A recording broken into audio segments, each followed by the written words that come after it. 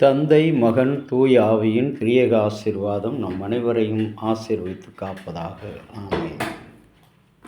கிறிஸ்து இயேசுவுக்குள் பிரியமான அன்பு இறை மக்களே, உங்கள் அனைவரையும் ஆண்டவரும் இரட்சகருமாகிய இயேசு கிறிஸ்துவின் நாமத்தினாலே அன்போடு கூட வாழ்த்துகிறேன். கர்த்தர் இந்த வருடத்திலே உங்களுக்கும் எனக்கும் பாராட்டின கிருபைகள் எவ்வளவு பெரியது, மகா உன்னதமானது என்று சொல்லி நம்மை அழைத்திருக்கிறார்.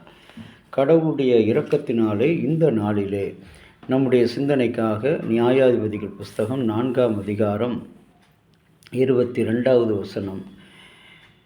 பாராக்கு தொடர்ந்து சிசராவை பிடிக்க வரும்பொழுது யாகேல் வெளியே வந்து, நீ தேடுகிற மனுஷனை உனக்கு காண்பிப்பேன் என்று சொல்கிறார். இன்றைக்கும் ஆவிக்குரிய வாழ்க்கையிலே நம்மை அடையாளப்படுத்தும்படியாக நாம் ஜபஜீவியம் செய்கிறோம், ஆராதனை பிரைஸ் அண்ட் வொர்ஷிப் செய்கிறோம், இன்னும் பல நிலைகளில் தர்மங்களை தானங்களை காணிக்கைகளை படைக்கிறோம், கொடுக்கிறோம். ஆனால் ஆண்டவருக்கு பிரியமாக வாழுகின்ற வாழ்க்கையில் நாம் உண்மையும் உத்தவனுமாக, பிறரை காட்டி கொடுக்காத மக்களாக, பிறருக்கு துன்பம் இழைக்காத மக்களாக, இந்த யாகேல் அந்த சிசராவை ஆணியினால் அடித்து நெற்றியிலே அடித்து தூங்கி கொண்டிருக்கும் போதே கொலை செய்து விட்டாள்.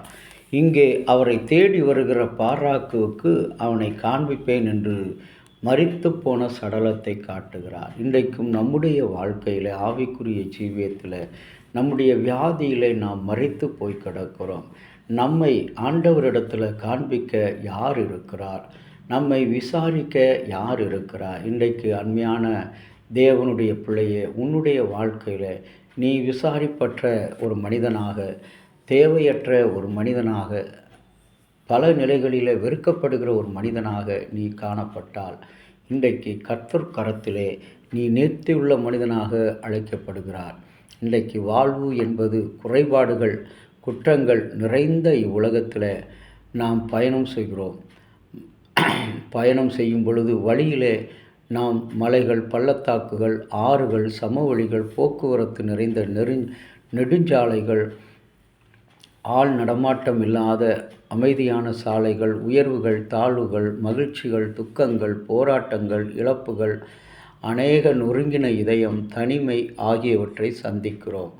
1960ஆம் ஆண்டு பொதுவான ஒழுக்க நெறிகளை எதிர்கொள்ளும் மனப்பான்மை உடைய காலமாக இருந்தது. 60ஆம் ஆண்டில் அந்த காலத்தில் வளர்ந்து வந்தபடியினால் நானும் மத சம்பந்தமான காரியங்களில் புறக்கணித்தேன்.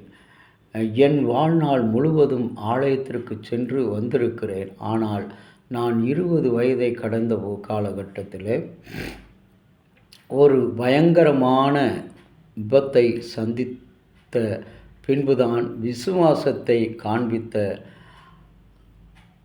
அன்பினை பற்றி பிறருக்கு அறிவித்து வருவதில் செலவிட்டு வந்தேன். அது ஒரு பயணமாக இயங்கி வருகிறது.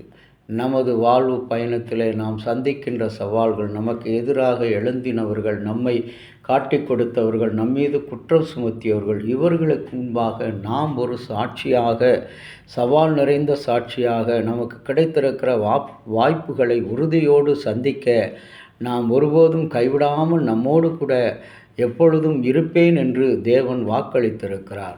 அவருடைய வாக்கை நம்பி இன்றைக்கு கடவுளை நோக்கி பார்ப்போம், ஜெபம் செய்வோம்.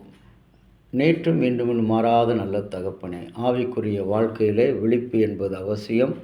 பிறருக்கு விரோதமாக எங்களோடு இருந்து கொண்டு எங்களை காட்டி கொடுக்கிற அநேகர், என்னோடு பழகி கொண்டு எனக்கு விரோதமாய் செயல்படுகிற மனிதர்கள், என்னிடத்தில் பணி செய்து கொண்டு எனக்கு விரோதமாக செயல்படுகிற மனிதன், இவர்களை எல்லாம் எனக்கு அடையாளம் காட்டி கொடுத்தபடினாலும் உம்மை ஸ்தோத்தரிக்கிறேன். இன்றைய நாளின் சிந்தனைப்படி நாங்களும் இந்த குறைவுள்ள வாழ்வு பயணத்தில் உறுதியாய் உண்மையாய் உம்மை பின்பற்றி நடக்க துணை புரிந்தரணும்.